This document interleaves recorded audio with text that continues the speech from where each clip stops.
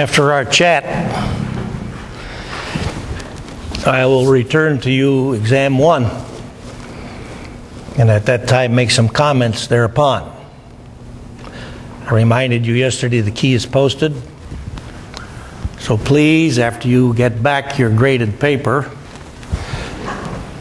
if you at that time wish to ask questions, first step, check the key. Second step, if what you see on the key does not satisfy you, see Adeline Fournay, she graded exam 1. And then, and only then, if you're still not satisfied, see me, and we'll do everything we can to resolve the situation fairly.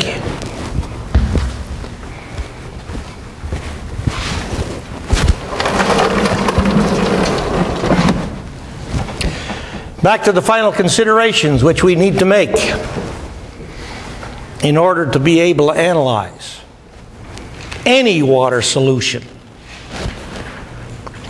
of Bronsted-Lowry acids and bases. Analyze with respect to, for example, hydronium ion concentration for the solution. We looked yesterday at 100th molar ferric nitrate solution.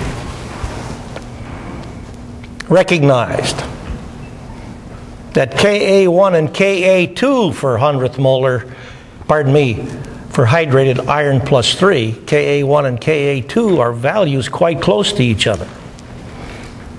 Ka1 is only 8 times bigger than Ka2. Consequence, if you wish to calculate correctly the hydronium ion concentration for a solution whose pH is determined by hydrated iron plus 3, you must consider both Ka1 and Ka2. But on so doing, you recognize you have 4 unknowns and only 2 equations so far: the equilibrium reactions and their corresponding equilibrium constants. So you got a problem. You need to develop at least 2 more simultaneous independent equations containing the same set of unknowns. This is achieved by writing material balance, which we learned how to do earlier on in Chapter 18. And then our latest and final consideration with respect to analyzing solutions to get at pH, charge balance. So, to try to be sure you understand how to write charge balance equations, which is really simple, provided you can write your principal species inventory, and if necessary, all species inventory. But with those species before you, writing the charge balance equation is easy, because charge balance tells us that each and every bulk chemical system, in order to be stable, must be electrically neutral. That means sum total moles of plus has got to equal sum total moles of minus. So you look at your inventory and you write an expression which involves a summation of the molar concentrations of all the cations, all the positive ions, and you set that equal to the molar concentration of all the negative ions, the anions. And to turn this into an equation, you take each concentration term and multiply it by charge magnitude of the ion. And we demonstrated why for that yesterday. So, again, to try to be sure that you can achieve this, because I know it's something you haven't done before, so we have to get you familiar with it so that you can do it properly. We considered 0.10 molar aluminum sulfate solution and wrote the charge balance equation for principal species, hydrated aluminum ion and sulfate ion. and recognize that 3 times the molarity of aluminum ion equals twice the molarity of sulfate ion, and set that equal to the charge sum of 0.60. So with that, I said, let's start today's gathering by writing the charge balance equation for the same solution, except let's do it on an all-species basis. Now I'll ask the dirty question. How many did this?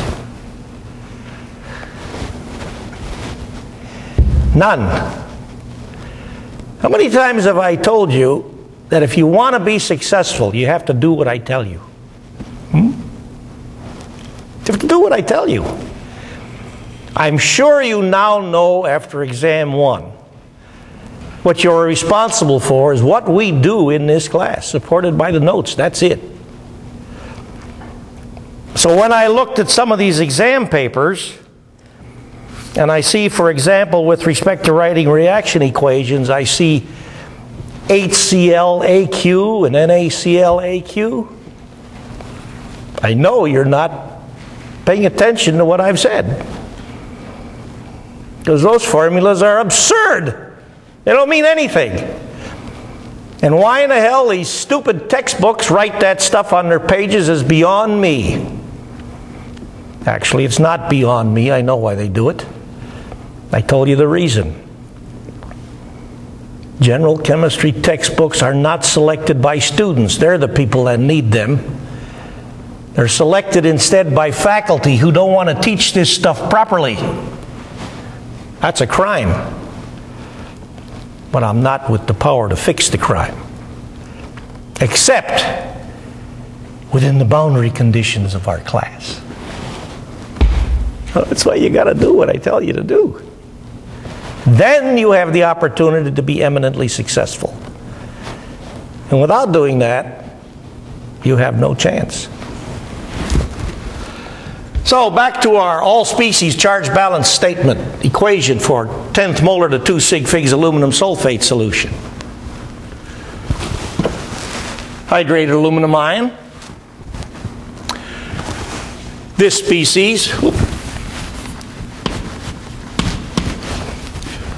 which is produced when hydrated aluminum ion loses 1 H plus.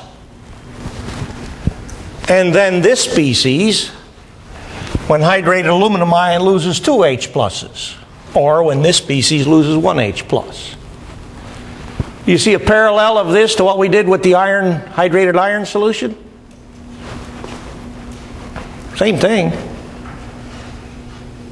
Our equilibrium reactions for hydrated iron plus 3 showed us that for the first equilibrium reaction, hydrated iron plus 3 lost H plus and became this, except iron over here instead of aluminum.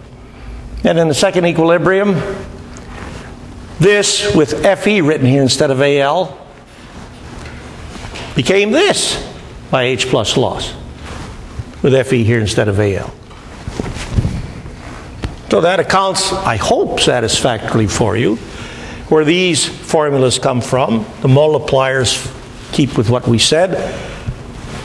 The molarity for each ion is to be multiplied by charge magnitude. And of course hydronium ion, because hydronium ion is present in all water solutions. And if our task before us is for this solution to calculate the hydronium ion concentration, we sure as heck better have this in our charge balance statement.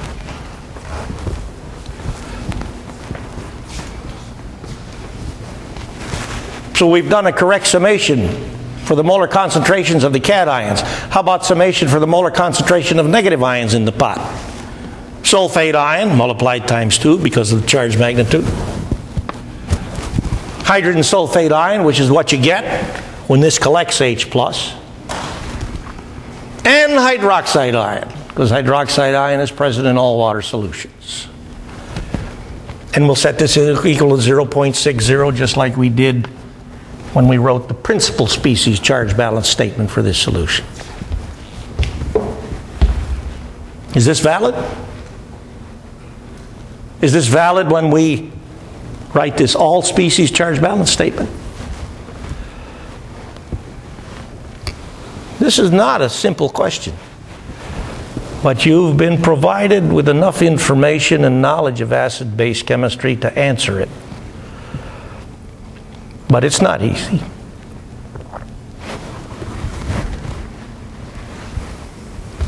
Is this valid?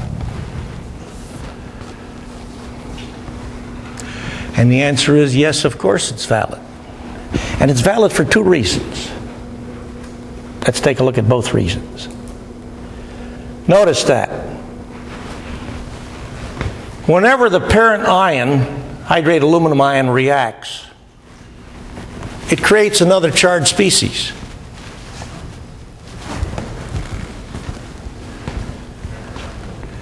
If sulfate ion reacts, it creates another charged species.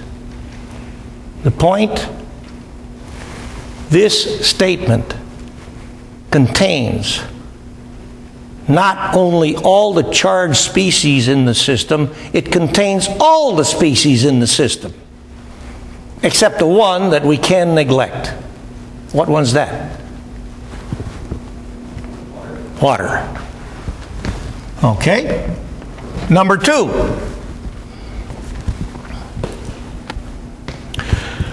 Do you think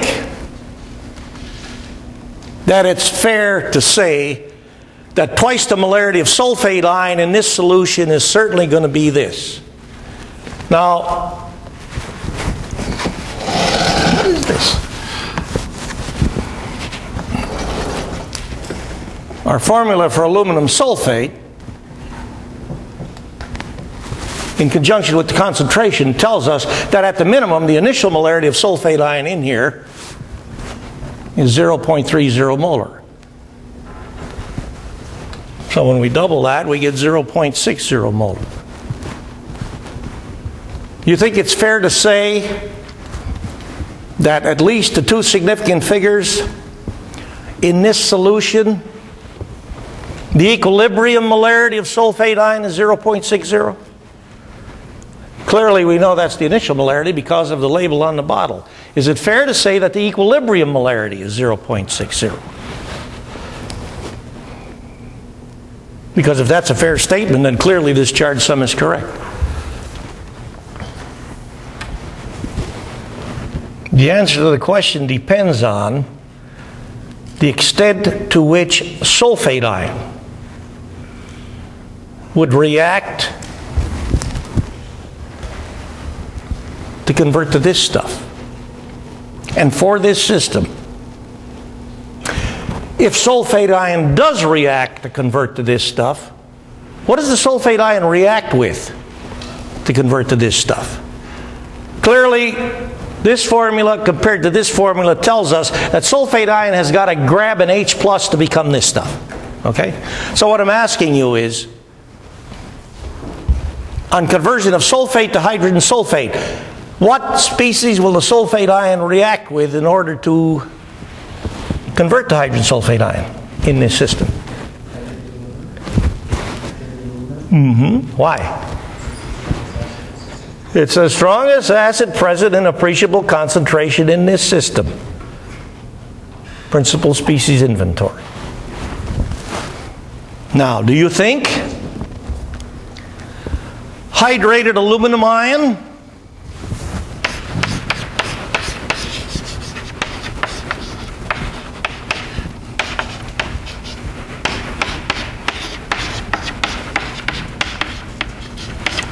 and sulfate ion react with each other to an appreciable extent? To an extent which would change the initial molarity of sulfate ion from 0.60 to a smaller value? We can complete this reaction equation. One of the products is this. What's the other product? Here it is.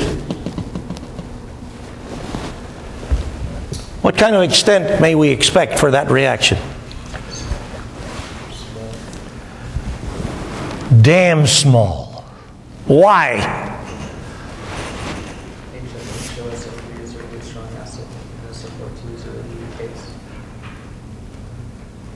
Well, you're getting close.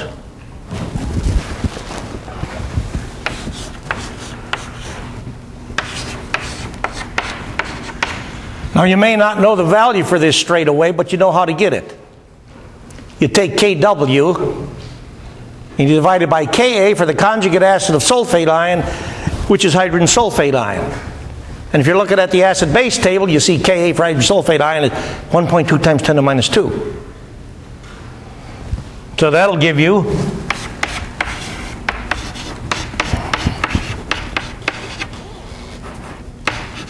this. What does this number tell you about the ability of sulfate ion to function as an H plus grabber? Pretty good?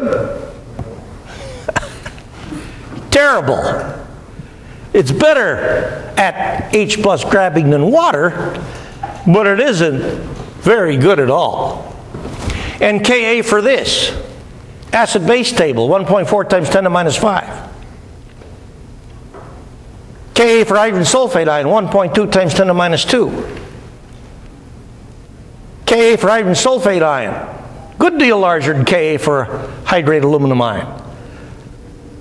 So really, without doing any arithmetic, if you understand what the magnitude of these numbers mean, these K values, because that's what counts, what do these numbers mean? They mean, in this case, that if this reaction proceeds to make hydrogen sulfate ion, and this thing, I produced an acid, hydrogen sulfate ion, which is a whole lot stronger than the reacting acid. And I did that by getting this to react with a base whose ability to grab H plus is pretty poor. Now this is the hard part of chemistry, really. Because now what we're talking about is chemical behavior. And it's not easy for you to get familiar with this stuff. But if you think about it, and do what I tell you to do, you'll get there. In any case, to sum up the case of determining, for example, the hydronium ion concentration for our 100th molar ferric nitrate solution. If we have the ionization equilibria and the corresponding K values, which we had for hydrated iron plus 3, and we can write material balance and charge balance expressions for the solution, which we did, we've now got our 4 simultaneous independent equations composed of the same set of 4 unknowns. So we are now in position to solve it. And if on doing this you try to solve by brute force algebra and expand this thing, you're going to get a quartic equation, 4th order. You want to fool around with quartic equations? And try to tackle them from a rigorous algebra standpoint? I don't. Too damn much work. I don't do that. So how am I going to solve it? I'm going to solve it by this method that we tried to program you with a short while back when you're trying to get at hydronium ion concentrations for various solutions of Bronsted-Lowry weak acids or weak bases. You speculate on ionization extent. And after the speculation, you've got the data before you which will let you know how close the speculation is to the right answer. And where do you start with speculation? 50%. Because you know the speculation is in between 0% and 100%. And after the 50% test, you know whether to make the test larger than 50% or smaller than 50%. And on you go. Now when you do this for the first few times, you're probably going to say, "Oh, this is horrible, this is hard. I want a formula to shove my numbers in and push the buttons and get the answer." That's no longer possible in chemistry. In fact, it's only possible in chemistry when you are learning chemistry from these dumb textbooks that program you to solve simple problems by doing nothing but copying the methods that they advertise in their chapters. Because when you look at the homework at the end of these chapters in these books, you'll see the considerations are duplicates of what they've discussed in the chapter. And all you got to do is change the numbers.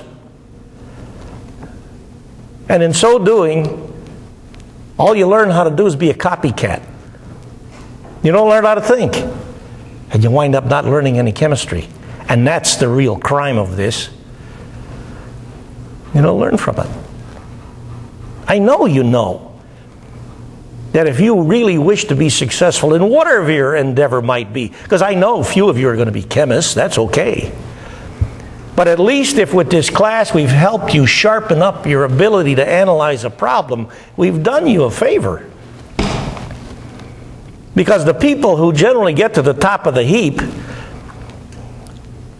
unless they start out life with parents who've given them bazillions of dollars, and not many of us have that, the people who get to the top of the heap are the people who can think sharply and clearly. And that's what we want you to do. So I wrote here, give it a try. I would never, on an exam or a quiz, give you a problem like calculate the hydronium ion concentration for this solution, because it's too much work. But I'd certainly feel at liberty to ask you to write the considerations down that you have to make to get the hydronium ion concentration.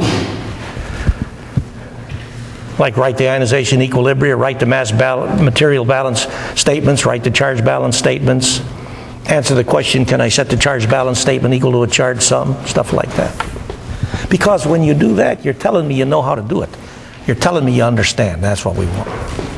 Okay. Next issue regarding this charge balance business is on page 1846.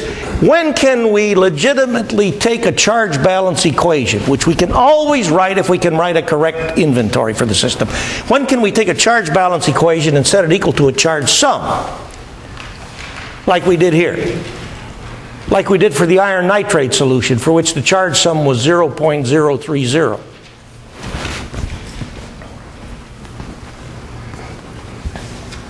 If the solute,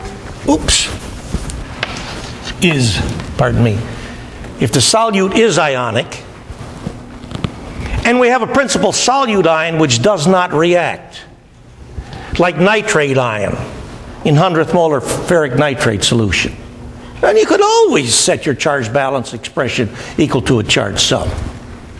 Because as soon as you see this label, you know you got hydrated iron plus 3 and nitrate ion, the principal species beside water. And you know that nitrate ion is the conjugate base of a strong acid, nitric acid, which means nitrate ion is a weaker base than water, which means nitrate ion, regardless of its concentration, does or does not affect pH in water solution.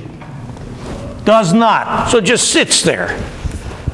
It sits there at a molarity of 0.030. There's your charge sum.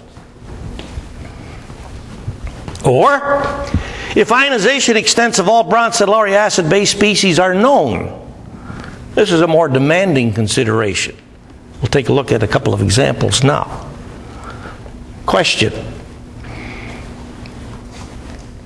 A charge balance equation written for this, 4 different systems. If I write the charge balance equation for these systems, which we've already done for this, can I set it equal to a charge sum? Well, for this, we just talked about it.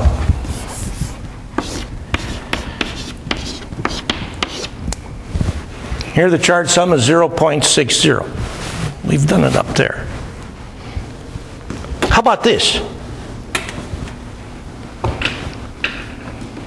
Well, this consideration relates to questions 1859 and 1860.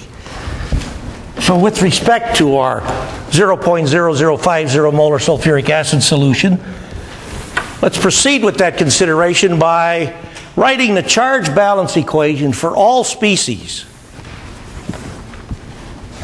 in 10th molar 2 sig fig sulfuric acid solution. Or 1 times 10 to minus 5, whoops, molar sulfuric acid solution. Or this sulfuric acid solution.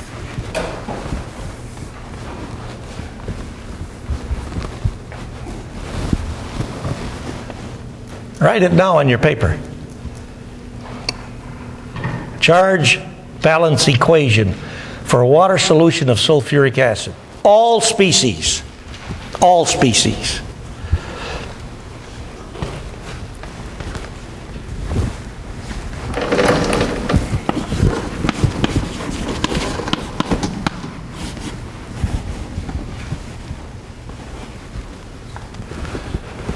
As far as cations are concerned, that part's pretty simple. That's the only one you got.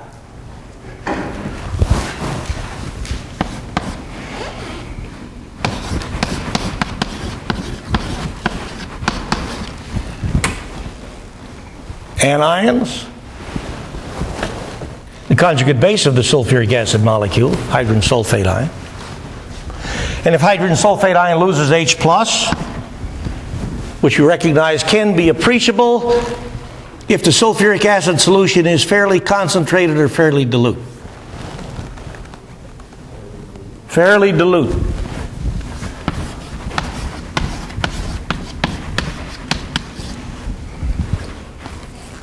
Is this the complete all species charge balance statement?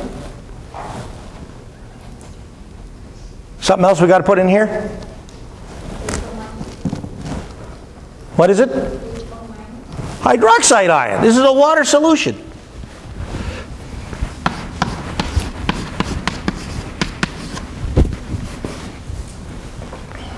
Now, is hydroxide ion an unknown if we know this or we have a handle on this? No, because we got Kw over this to give us hydroxide, or vice versa. If I got a handle on this, then I simultaneously have a handle on this. And sulfuric acid solution clearly is acidic, isn't it? So you think I can strike any of these terms? Think I can do this? Fair enough. But the question we were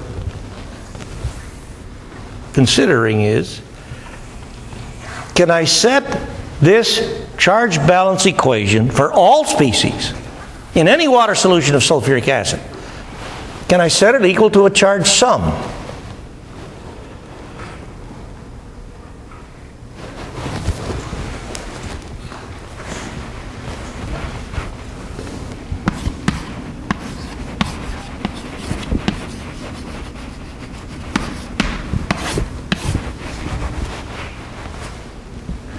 Can I set it equal to a charge sum for this 5,000th molar sulfuric acid solution?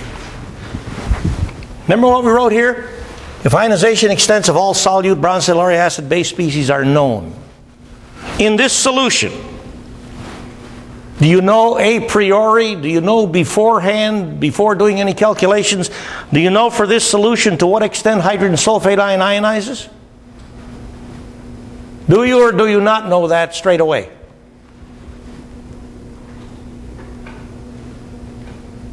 Do you know the extent to which hydrogen sulfate ion ionizes in this solution? Do you?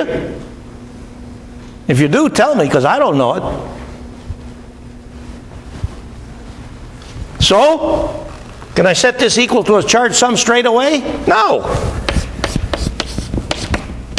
Until I determine the extent of hydrogen sulfate ion hydrolysis, I can't set this equal to a charge sum. I don't know what that number is going to be. I can tell you this.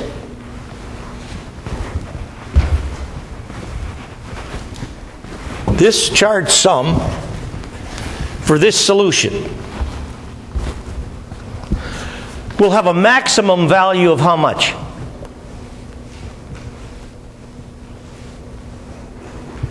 A maximum value of how much? 0.010. twice this. I get that when the hydrogen sulfate ion goes 100%. And this might be sufficiently dilute for the hydrogen sulfate ion to 2 sig figs to go 100%. And I know the charge sum for this solution has a minimum value of how much? There it is. That we know. The charge sum is at least 0.0050 and cannot be larger than 0.010. But until I get hydrogen sulfate ion ionization extent, I don't know really what it is. So, we were always going to be, we recognize again, we're always faced with the dilemma. You've got to know the chemistry which occurs in the system in order to know what the system is and how the system behaves. And that's what this is about. All right? How about 10th molar to 2 sig figs ammonium cyanide solution?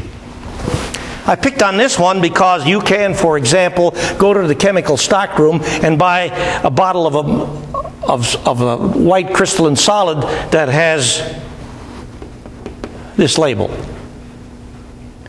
Ammonium cyanide.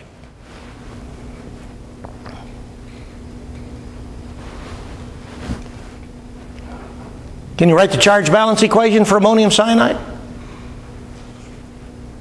Can you write the principal species charge balance equation for ammonium cyanide? Write it. In your paper right now. Write the charge balance statement for the principal species in ammonium cyanide solution.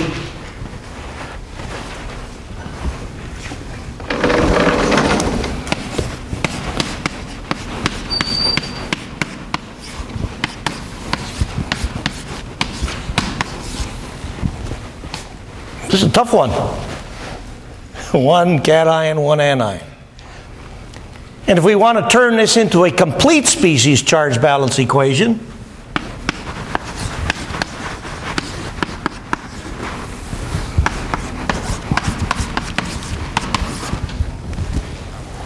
there it is.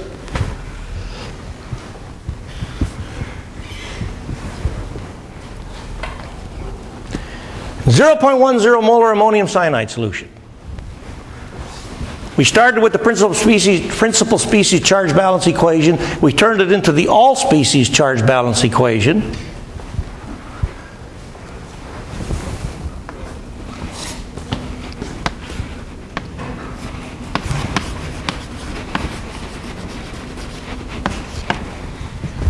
And we posed the question, can I, for this solution, set this charge balance equation equal to a charge sum?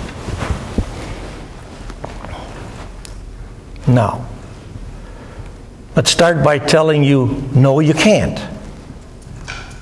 Why not? Well, with that, we're going to take a peek at this statement.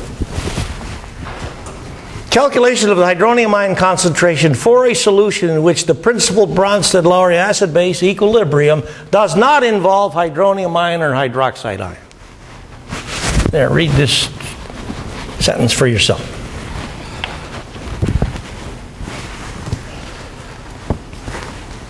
Everybody read it? Groovy. Now, this statement you just read, does that apply to this system?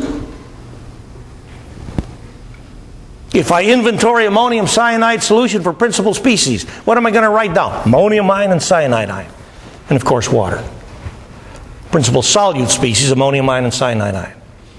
And I want to write the equation for the principal Bronsted-Lowry acid-base reaction in that solution. So I get out my acid-base table. Come on, get it out.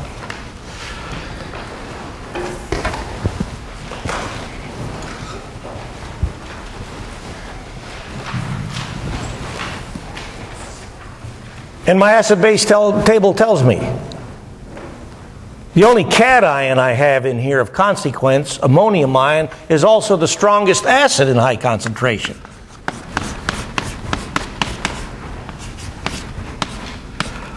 And my acid-base table also tells me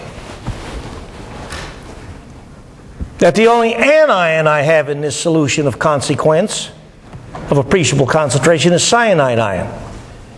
And it's also a Bronsted base. So,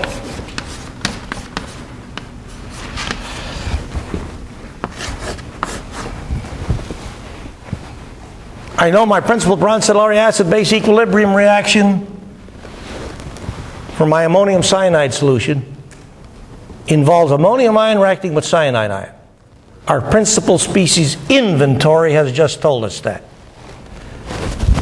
Complete this reaction statement. Nothing to it.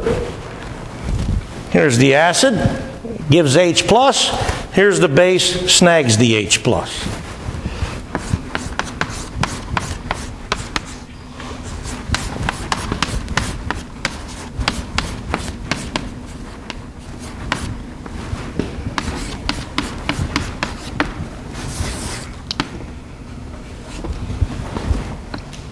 And now,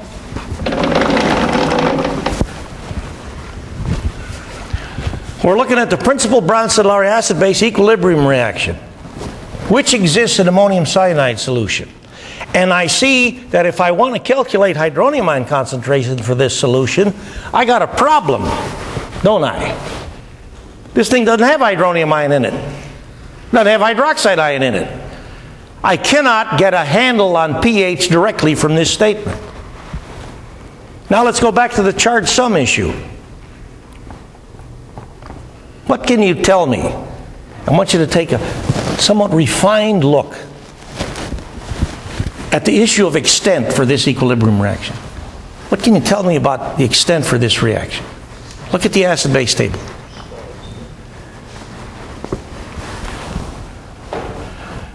Now when you examine the acid-base table for this equilibrium reaction, what do you see about the relative acid strengths of ammonium ion and HCN? Which one is stronger? Ammonium ion. Which is a stronger base, cyanide ion or ammonia? Which one? Cyanide ion or ammonia? Which is the stronger base? Look at the table.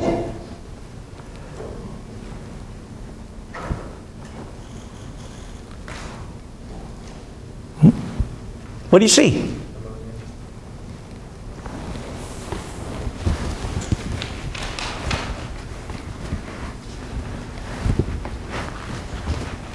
Here's the reacting acid ammonium ion, the reacting base cyanide ion, the product acid hydrogen cyanide. You all know about hydrogen cyanide, don't you? Or do you? You don't want to ingest this stuff. Worse yet, this stuff. This is the stuff that does you in if you have the very unfortunate experience of ingesting HCN or any source of cyanide ion. This term in the laboratory, when you get to assignment 7, you're going to make some precipitates using H2S or HS minus, the hydrogen sulfide ion. Do you know that hydrogen sulfide gas is much more toxic than hydrogen cyanide gas? And yet we're going to have you use that stuff in the lab. You think it's to your benefit to be careful when you use that stuff?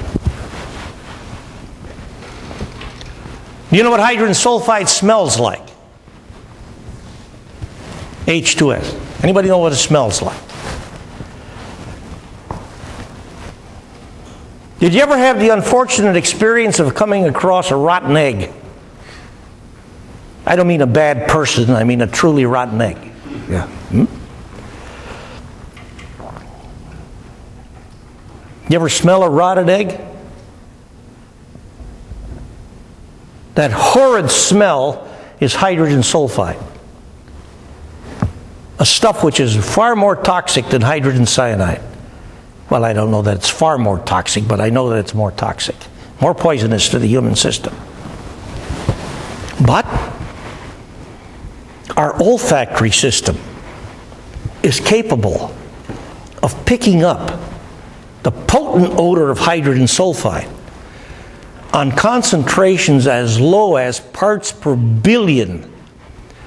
And people, if they go into an environment where they sniff the rotten eggs, they run away. That's good. You don't breathe this stuff. You don't want to breathe that stuff. If you breathe hydrogen sulfide to the point that it starts to smell pleasant and sweet, big trouble. You've become poisoned by it. But we'll have you handle it quite safely. There will be no danger to you. I go back to this equilibrium reaction. Are you looking at the acid-base table? Which acid is stronger, ammonium ion or HCN? Which one?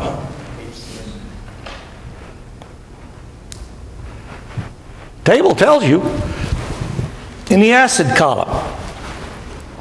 Is HCN higher up than ammonium ion? Okay. In the base column, which base is listed lower? Ammonia or cyanide ion? Ammonia. So we know we're looking at a reaction in which the product acid is stronger than the reacting acid, and the product base is stronger than the reacting base, which is why you were able to say this is expected to go to a small extent. Fair enough so far? Now tell me about this small extent. I want you to take a closer look at the K values for acid, acid, or base, base. Look at the acids. They're right there in the table. You don't have to do any KB calculation. Ka ammonium ion, 5.6 times 10 to minus 10. Ka HCN, tell me what it is. You're looking at it. 6.2 times 10 to minus 10. Are those numbers grossly different? They're very close to each other, aren't they? So tell me something about the extent of this reaction. You said it's small. Is it small like maybe less than 0.1%? Is it small like maybe less than 10%? What are you going to tell me about this extent? Would you bet it's at least 40%? These K values are telling you that. So guess what? If you go to the laboratory and you pick up this bottle, okay, and you'll see in the bottle a white crystalline solid, you'll also see what appears to be smoky, a smoky atmosphere above this crystalline solid. Would you feel safe in opening this bottle, taking the cap off and taking a sniff out of this bottle? You just found out this thing is going over 40%. That means there's going to be an appreciable quantity of HCN. You want to breathe this stuff? I don't think so. We're trying to put to use your knowledge of chemistry. But in order to do that, you got to have the knowledge of chemistry first. So we now know the extent of this is appreciable. It's small, but still appreciable. Now look at one other thing. This reaction involves an ion getting together with an ion to make uncharged species. And if this is going to an extent which is greater than 40%, less than 50%, but substantial because it's greater than 40%, can I set this equal to a charged sum? Can I set this equal to a charged sum value? And the answer is no way. I have to know the extent to which this thing proceeds to set this equal to a charged sum. But I can say this straight away. The charged sum value for this equation, how does it compare to this number?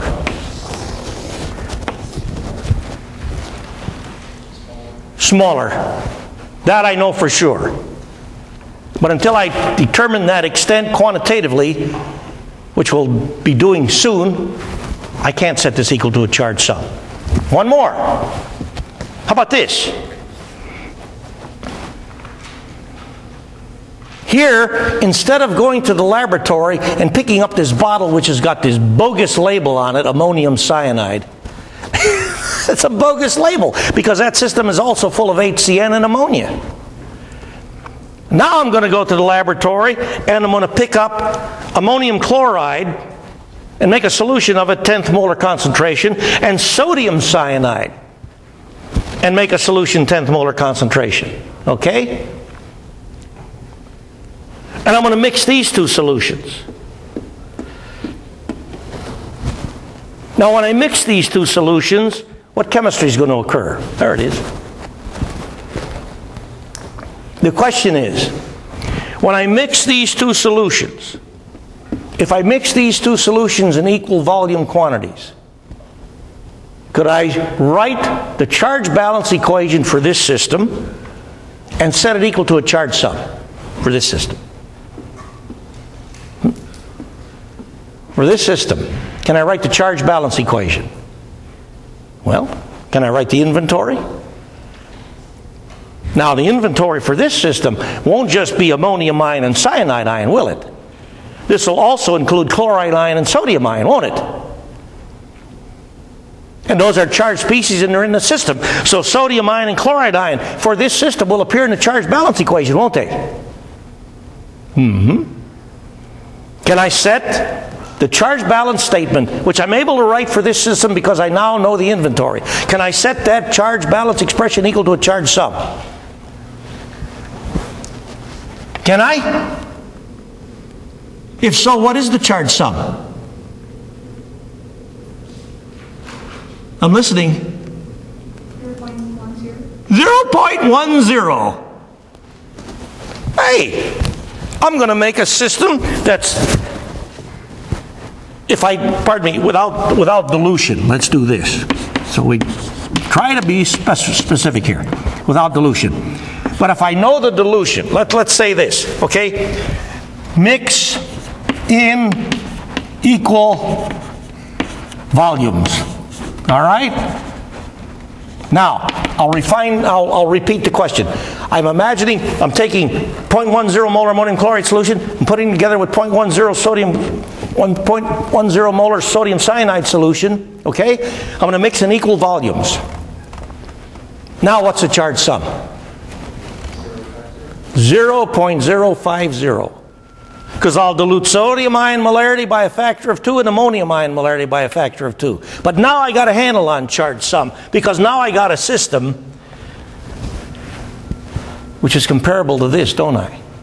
Here I got nitrate ion in there which doesn't do anything. It sits there and says, oh my, look at all these things happening. A so-called spectator ion. And here I got sodium ion and ammonia and chloride ion as spectator ions. And I know their molarities. So I can set this equal to a charge sum. And how do I come to realize all this stuff that we're talking about? There's only one way.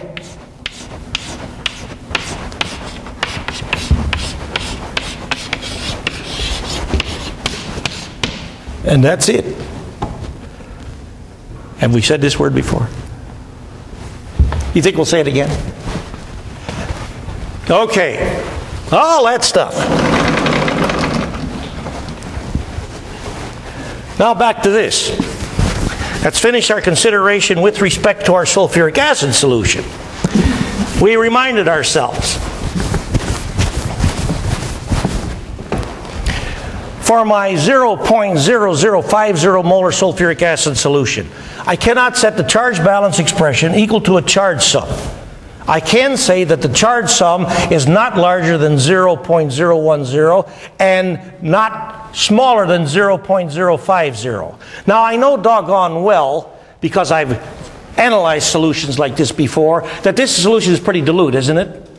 So I know the hydrogen sulfate ion is going to ionize fairly extensively in this solution.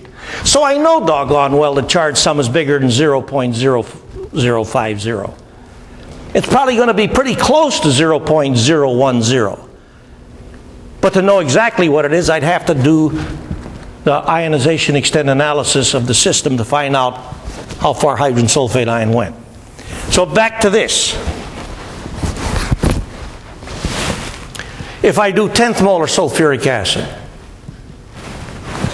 I got the same problem I had there. I don't know what extent hydrogen sulfate ion ionizes here unless I do the analysis, unless I do the calculation. So I know that for this solution, the charge sum is not smaller than 0.10 and not larger than 0.20. And I know the ionization extent of hydrogen sulfate ion in this solution, the ionization extent of hydrogen sulfate ion in this solution compares how to the ionization extent of hydrogen sulfate ion in this solution. In which of these solutions is the ionization extent of hydrogen sulfate ion greater? Which one? This one, the more dilute solution. So the charge sum here is going to be closer to double this than the charge sum here will be closer to double this. Okay? Now let's take a look at this solution. 1 times 10 to the minus 5 molar sulfuric acid solution. Now we have knowledge of this. We've done analysis of HSO4 minus ionization extent in sulfuric acid solution as a function of m sub I. For this solution,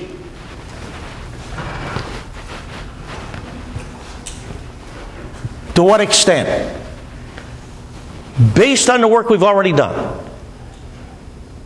Because we always got to keep this stuff in mind. Science class is like math class. It's a progression. You keep building a basis to go to the next level. Every now and then a student, when I teach 2045, will come up and say, when we're getting ready for exam 2, do I have to pay attention to any of this stuff for exam 1? Do you think you could be successful in calculus class if you forget algebra? You can't do that. It's like climbing up a ladder and then somebody goes behind you and pulls out the rungs. You can't do that. You fall down, clunk. You got to always keep that stuff in mind. Everything we do in here from day 1 is stuff I expect you to know. Because it's the only way you can be successful to get to day 2. And then day 3 and on and on and on and on. Ionization extent for hydrogen sulfate ion in this solution? Practically speaking, 100%. So tell me, what is the charge sum for this solution? 2 times 10 to the minus 5, game over. All right. And so we go to this.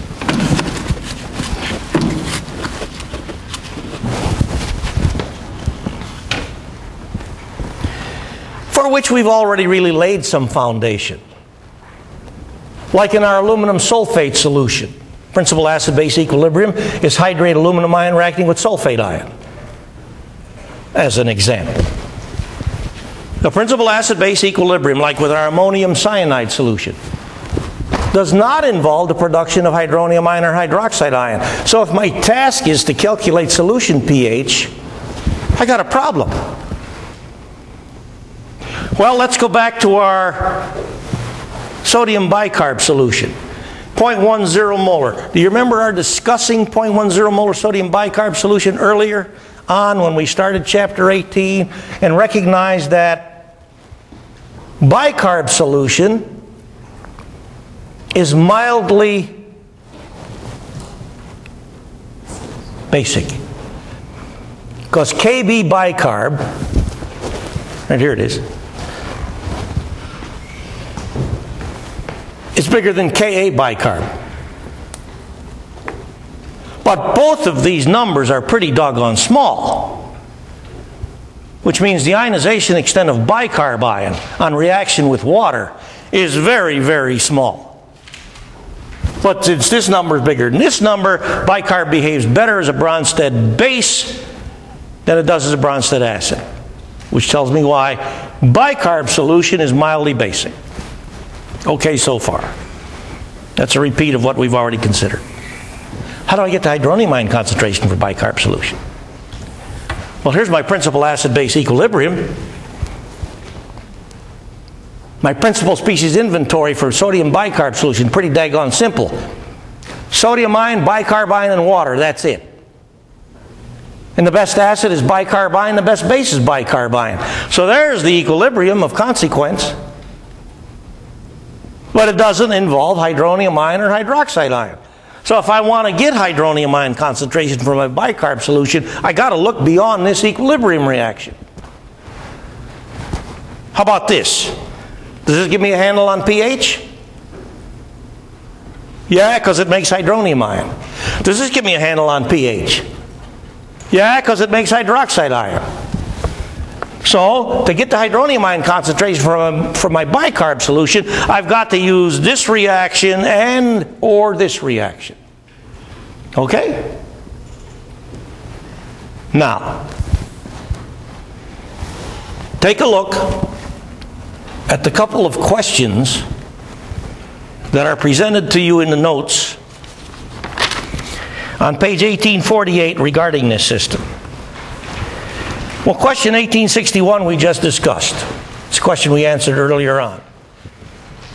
Before we do any arithmetic analysis of our bicarb solution to get hydronium ion concentration, we start by knowing the system is mildly basic.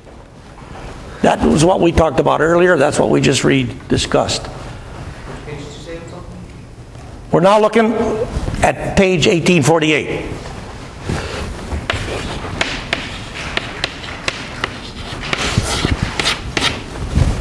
And question 1861.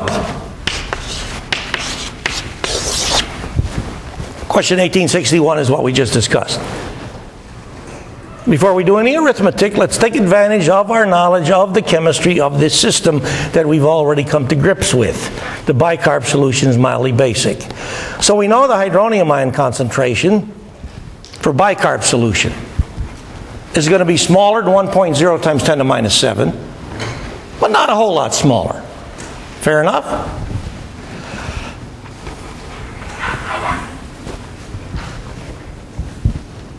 Question 1862. I now want to start the task of computing the hydronium ion concentration. Or hydroxide ion concentration, because that tells me hydronium ion concentration and vice versa. Look at this reaction.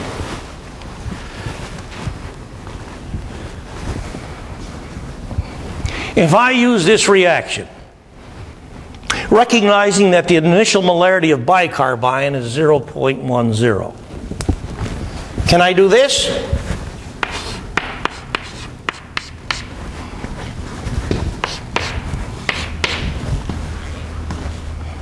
See what I wrote here? Let's call that 0.10 minus x. If I call that 0.10 minus x, can I call the molarity of hydronium ion x and the carbonate molarity as x? Is that fair?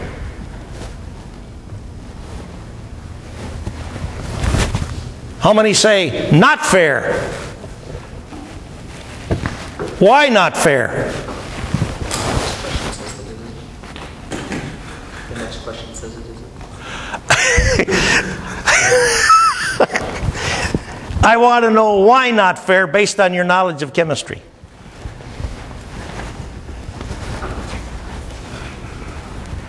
Why not fair? All right, now let's ask it another way. If I write that the equilibrium molarity of bicarb is 0.10 minus x,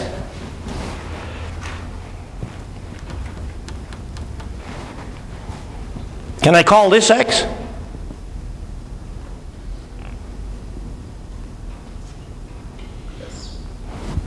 Can I call this x? We've recognized we can't call them both x. Can I call either of these x?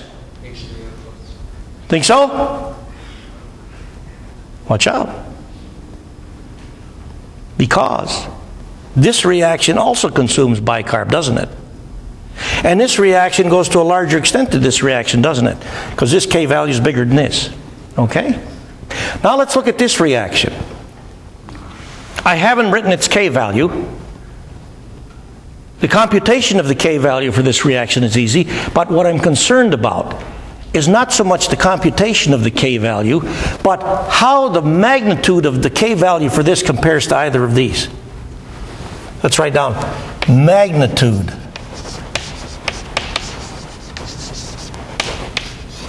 of K value. How does the magnitude of the K value for this reaction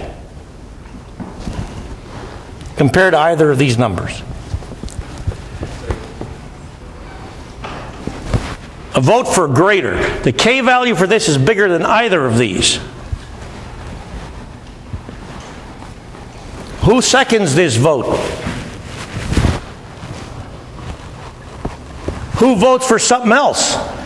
Because I only got 4 votes, so everybody else must be voting for something else. Isn't that right? Well, I want to know what the hell is something else is you're voting for. Tell me. Because you know how we play in here. Politics be damned. You got to defend your votes in here based on knowledge of science. Oh, that's dirty poo.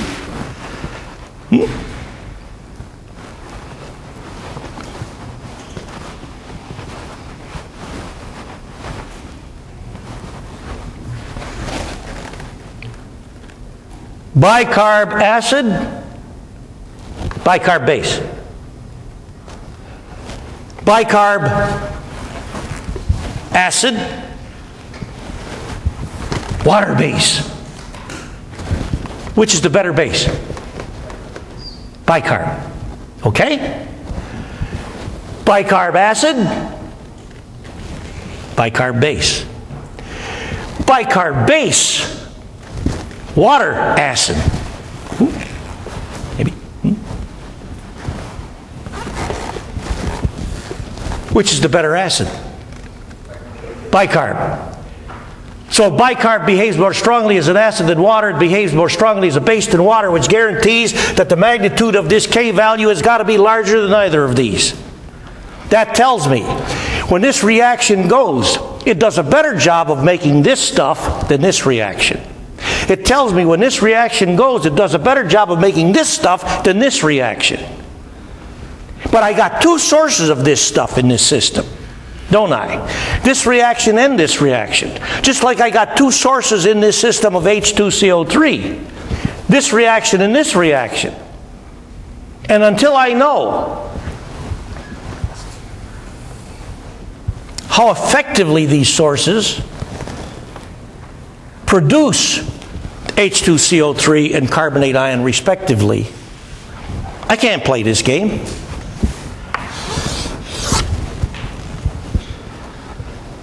I'm stuck. So once again, I'm looking at a situation where I got 2 equilibrium reactions, actually 3, but this equilibrium reaction is not independent of these 2. We'll show you why in chapter 19. So I got bicarb molarity unknown, hydronium ion molarity unknown, carbonate molarity unknown, and H2CO3 molarity unknown. I got a problem. I got 2 equations and 4 unknowns. What am I going to do to crack this puzzle?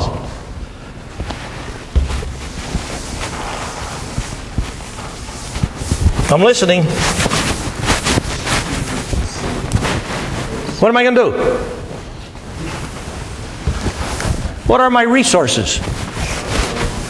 Material balance and charge balance. Now this stuff is in the notes, but for your own benefit, don't look at the notes on your paper right now. Write the material balance equation for our 10th molar sodium bicarb solution as well as the charge balance equation. Put that down right now on your paper.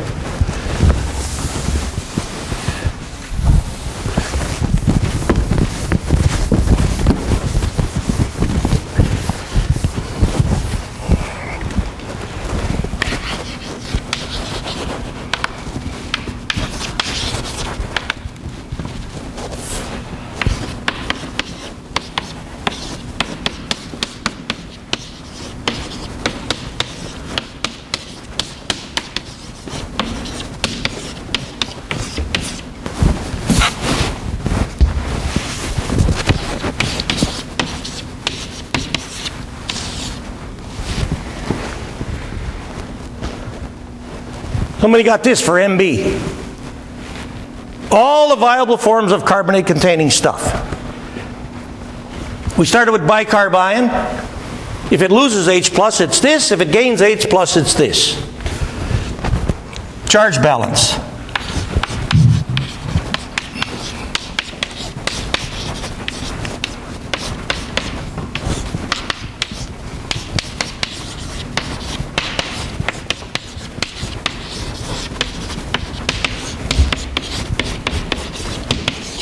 And you can write this stuff just as fast as I write it, if you think about it. Water solution, got to have hydronium ion and hydroxide. The label on the bottle tells us we got sodium ion and bicarb ion. And when bicarb ion loses H+, it's carbonate ion. And charge magnitude on carbonate ion is 2, so I got to multiply this molarity by 2. And in water solution, we always got this stuff. How many got this?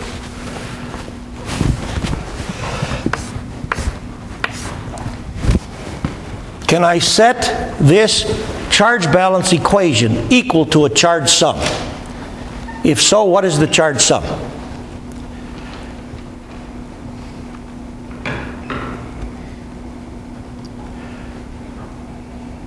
The answer is you bet I can, and the charge sum value is written on the board. Now we got 4 boards.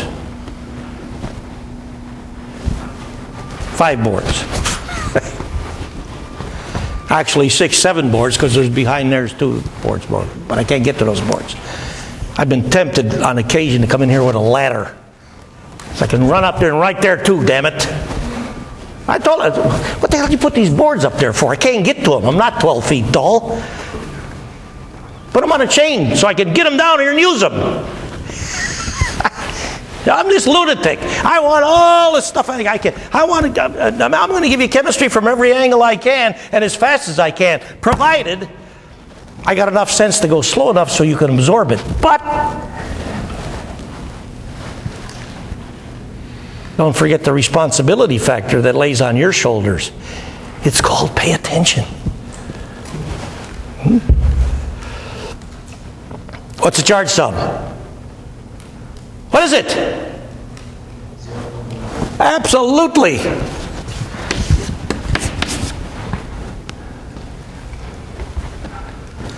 Has it got sodium ion in there at a molarity of 0.10? Does sodium ion do anything from a bronzosyloric acid-base standpoint? Not a thing. Okay?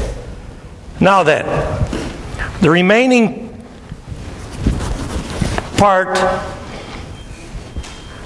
of this problem, calculating the hydronium ion concentration for a sodium bicarb solution, is shown you in detail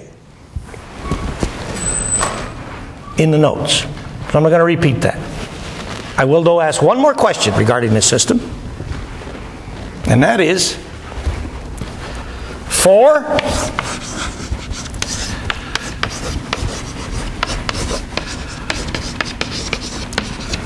.10 molar sodium bicarb solution, calc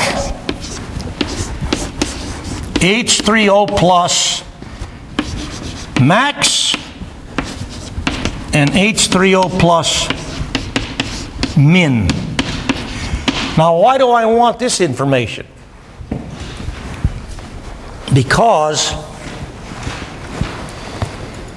after having written all the equations that I need to pay attention to calculate the hydronium ion concentration for my sodium bicarb solution, I'm going to play speculation in somewhat of a different fashion.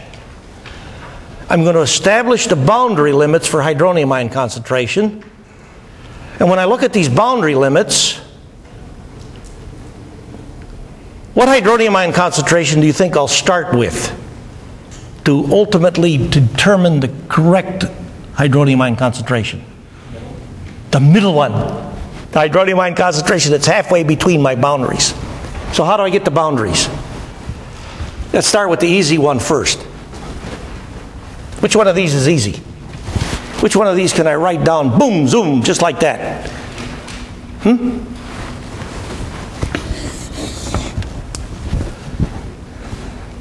This solution is mildly basic.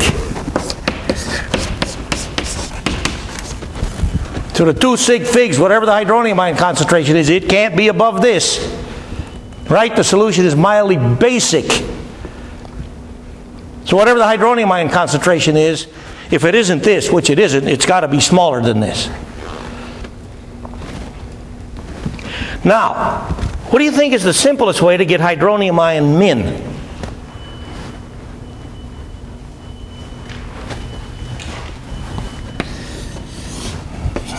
Get from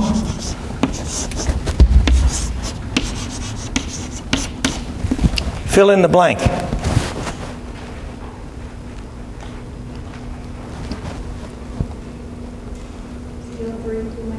No, I want a formula to go in here. What did you say?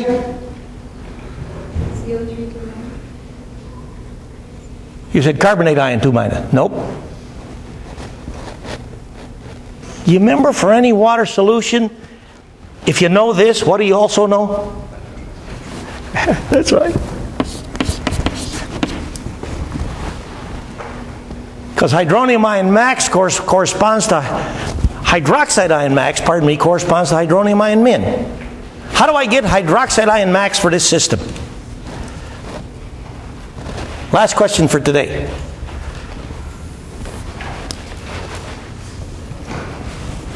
How do I get hydroxide ion max for this system? You better look over here, because here's our reaction equations. And only one of these reaction equations shows the production of hydroxide ion, doesn't it? So to get hydroxide ion max, I better use that reaction equation. This one.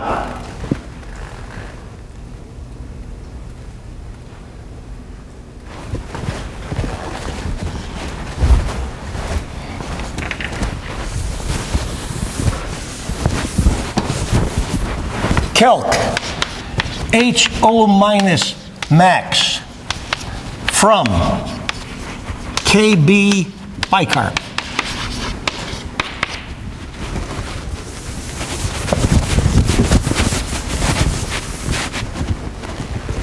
.4 times 10 to the minus 8 equals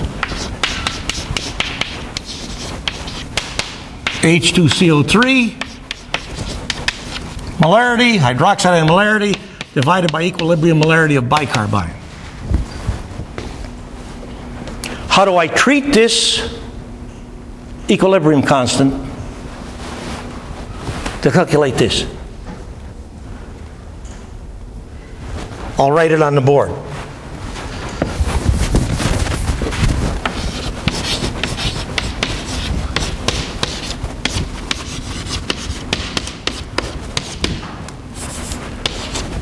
That's how I do it. We know this expression. We know this expression isn't valid for this system. We've talked about the reasons why it isn't valid for this system. But I can still use it to get my boundary limits for hydronium ion concentration. Because I know for a fact in this system, the molarity of this has got to compare how to the molarity of this? Which molarity? Hydroxide ion or hydrated CO2? Which of these molarities has got to be bigger? Which one? Which of these molarities has got to be bigger?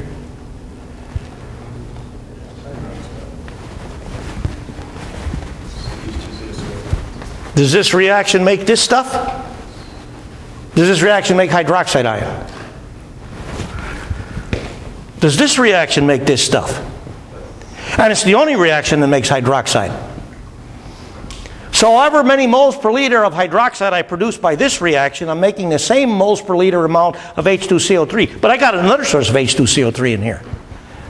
That tells me the molarity of this is bigger than this, which is also telling me if I apply x squared over m sub I minus x to this relationship, I will get the maximum upper limit value for hydroxide ion.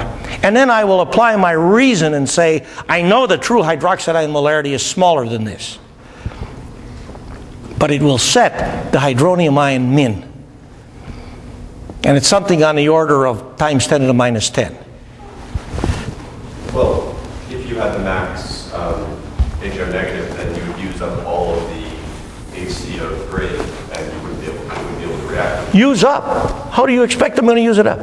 Well, I mean, wouldn't it be reacting with the water, and therefore producing the maximum amount of the HO negative? In the bottom equation there. Mm-hmm. This? Yeah. Mm-hmm. If that were to go 100%. Oh, come on. Look at this K value. I know. I'm just saying, in theory, to get an actual, you could also... The max is not coming from believing this goes 100%. The max is obtained by applying this relationship to this. Because here, X represents a value for hydroxide ion, which cannot, the true value for hydroxide ion can't be above this. It's impossible. Do the arithmetic. Now, statement. I haven't decided about this yet for sure, but my bet is, in order to give those of you folks who need to get a better jump start than what you have so far been able to achieve. Talking about the results of exam 1. Number of folks did okay. Number of folks did not. But I know this is tough. I know it's demanding. And I want everybody to have a shot. I expect that I will cook up some sort of quiz or short version exam which you will do either during lecture class time or during discussion class time next week. And whatever points you make on that, we'll just add it to your exam 1 score. Good deal? You'll take it. And I expect that this quiz or exam is going to be based on, guess what? What we did today. That's why I want you to understand it. Now then,